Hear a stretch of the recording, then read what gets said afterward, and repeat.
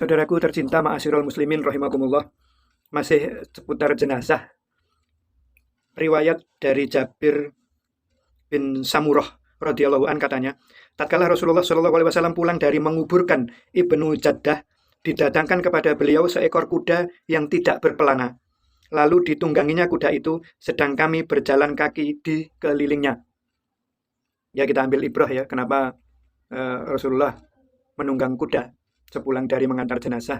Ini berarti kita dibolehkan ya, setiap apapun yang dilakukan Rasulullah, apa yang dilakukan oleh para sahabat dan disetujui Rasulullah, itu bisa menjadi syariat, bisa menjadi ketentuan yang bisa kita lakukan. Jadi kalau mengantar jenazah, sepulangnya atau berangkatnya bisa memakai tunggangan, ya bisa berkendara. Jadi berkendara apa saja. Jadi sebagai sarana ya. Jadi kalau waktu itu ya kendaraannya kalau nggak unta ya kuda, ya. Kalau nggak kuda ya khimar. Kalau nggak khimar, apalagi satu lagi itu ya, keledai. Ada lagi yang antara kuda dan khimar persilangannya itu. Jadi yang pasti ada kendaraan-kendaraan, kalau dulu ya semuanya binatang peliharaan seperti unta dan kuda itu ya.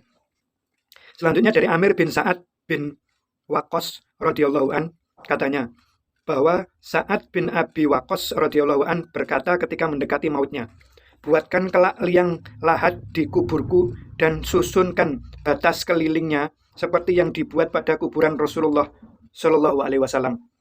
Jadi dibuatkan batas ya di keliling kuburannya itu. Jadi kalau kita lihat beberapa ilustrasi di internet ya, yang kita tahu itu makamnya Rasulullah kan sangat sederhana ya, datar, tidak ditinggikan, tidak ada bangunan apapun tidak ada nisan apa ya, tidak ada kijing ya, tidak dibangun apapun di atas makam Rasulullah. Yang dibuat bangunan itu rumahnya Rasulullah kan itu. Jadi itu rumah Rasulullah dengan Bunda Aisyah itu ditinggikan dengan bangunan. Itu bukan membangun kuburan, bukan membangun makam Rasulullah, bukan. Itu hanya penutup saja, penutup makamnya Rasulullah. Jadi berbeda dengan makam-makam yang ada di tempat kita kan. Di Indonesia ini macam-macam. Rasulullah tidak. Jadi rata, sesuai dengan petunjuknya Rasulullah. Kita lihat lagi dari Jabir radhiyallahu an katanya, Rasulullah Shallallahu alaihi wasallam telah melarang mengatur kuburan dengan kapur, duduk di atasnya dan membina di atasnya. Jadi di sini bahasanya mengatur kuburan itu ya diatur, diberi kayu, digaris segala macam-macam ya, diberi macam-macam. Lalu membina di atasnya itu coba kita lihat keterangannya, maksudnya membina di atasnya ini apa? Hikmah larangan membina sesuatu yang merupakan rumah atau merupakan kubu di atas kubur dan mengatur atau mengecatnya. Karena dikhawatirkan kalau pada suatu masa kuburan itu menjadi berhala tempat orang jahil meminta-minta, memuja-muja, mengambil berkat seperti banyak terjadi di mana-mana dalam negeri kita. Katanya itu keramat, itu wali. Sehingga persis seperti perbuatan memuja berhala dan kaum musyrikin jahiliyah. Tetapi anehnya, sebagian besar dari siapa yang dikatakan alim ulama di negeri kita ini jarang benar yang mau menjelaskan, walaupun kepada pengikutnya, kesesatan atau kemusyrikan perbuatan itu. Apakah belum cukup jelas bahwa dosa kemusyrikan itu adalah maksiat yang terbesar di antara segala dosa yang dibuat manusia, sehingga Allah tidak mau mengampuninya lagi bila seseorang mati dalam keadaan syirik. Apakah belum terang juga bagi mereka bahwa tugas pertama dari Rasulullah Shallallahu alaihi wasallam dan nabi-nabi yang lain ialah untuk membasmi kemusyrikan dengan segala macam bentuk dan coraknya. Ini saudaraku, ma'asyiral muslimin rahimakumullah. Ini keterangan dari terjemah hadis Imam Muslim ini, ya, riwayat Muslim ini. Jadi kita dilarang mengapur ya, mengecat, mengapur sama saja. Duduk di atasnya lalu membina kuburan. Membina itu seperti membina rumah tangga. Jadi maksudnya itu membangun kuburan, membangun rumah tangga gitu ya. Jadi dengan segala macam pernak-perniknya. Jadi kita dilarang membina kuburan itu, membangun apapun di kuburan itu. Di awal tadi sudah disampaikan riwayatnya bahwa sahabat itu ingin dikuburkan seperti Rasulullah, hanya dikelilingi batu saja di seputar kuburan itu, di makamnya itu ya, sebagai penanda. Jadi juga tidak ada batu nisan segala macam ya. Hanya dikelilingi oleh pembatas saja. Hanya apa ya? Sebagai penanda saja. Jadi tidak perlu diberi macam-macam. Kalau kita juga sering dengar dibacakan beberapa riwayat dari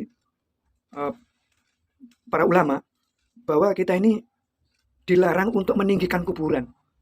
Jadi kuburan itu biar ya kalaupun tinggi itu apa sehasta ya. Orang dikatakan sehasta.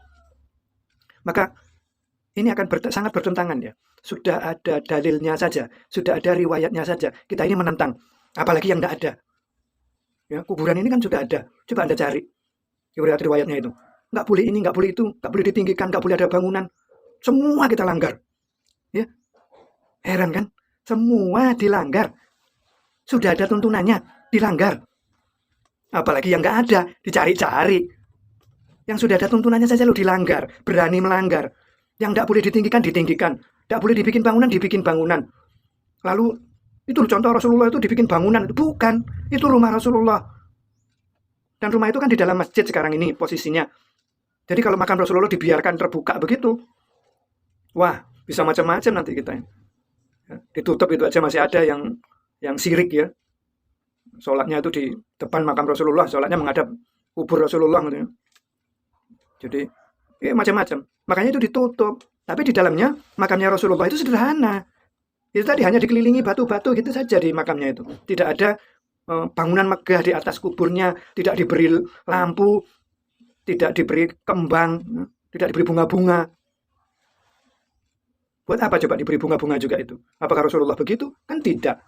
Sahabat juga tidak pernah kalau berziarah itu diberi bunga, memberi bunga. Atau misalnya Anda katakan, bunga di sana tidak ada. Jadi diberi apa? Pelepah kurma? Tidak ada. Sahabat yang memberi pelepah kurma di kuburan Rasulullah itu tidak ada. Ya. Jadi ikutlah.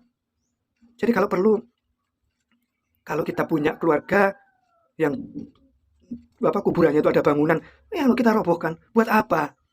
Buat apa kita tidak berani berkorban? Wong Rasulullah yang nyuruh kok. Buat apa? Ayolah kita ikuti Rasulullah. Yang sudah jelas, jangan diselisihi. Kalau kita sudah berani, yang sudah jelas saja, panjenengan selisihi. Apalagi sampai diberi kain-kain, diberi bunga yang berlebihan ya. Malah kayak orang kawinan ya. Jadi diberi hiasan-hiasan, kain-kain yang bagus, mewah. Jadi diberi lampu yang beraneka macam. Lalu diberi batu nisan yang luar biasa. Lalu diberi kain yang magis ya, yang magic ya, yang apa seolah sakral gitu ya. Yang apa? Heran saya juga ya. Jadi Rasulullah sudah sampaikan yang jelas, masih berani menyelisihi, lalu mencium-cium batu nisan itu. Ya Allah, apakah ada nih sahabat-sahabat yang datang ke makam Rasulullah lalu mencium tanahnya Rasulullah, tanah kuburnya Rasulullah itu? Kan tidak ada. Jadi tadi itu sahabat yang menyampaikan bahwa kalau beliaunya wafat, beliau meninggal dunia, minta seperti Rasulullah saja diberi pembatas kanan kiri gitu di kuburannya itu, muter gitu. Itu pembatas batu-batu begitu saja, batu atau bata gitu ya. Itu saja, sederhana. Dan kita tidak perlukan yang lain. Yang kita perlukan apa? Doa. Yang kita perlukan apa? Amal jariah. Yang kita perlukan apa? Doa anak yang soleh. Doa siapapun bisa. Wong kita juga diajarkan. Misalnya Allah maghfir lil muslimina wal muslimat wal mu'minina wal mu'minat. Kita bisa mendoakan saudara-saudara kita semua. Asalkan muslim, kita doakan.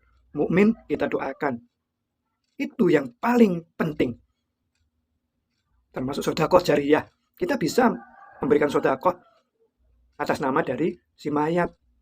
Bisa. Tapi cukupkan dengan itu saja. Cukupkan dengan contoh dari Rasulullah itu saja. Wallahu a'lam bishawab. Semoga bermanfaat. Assalamualaikum warahmatullahi wabarakatuh.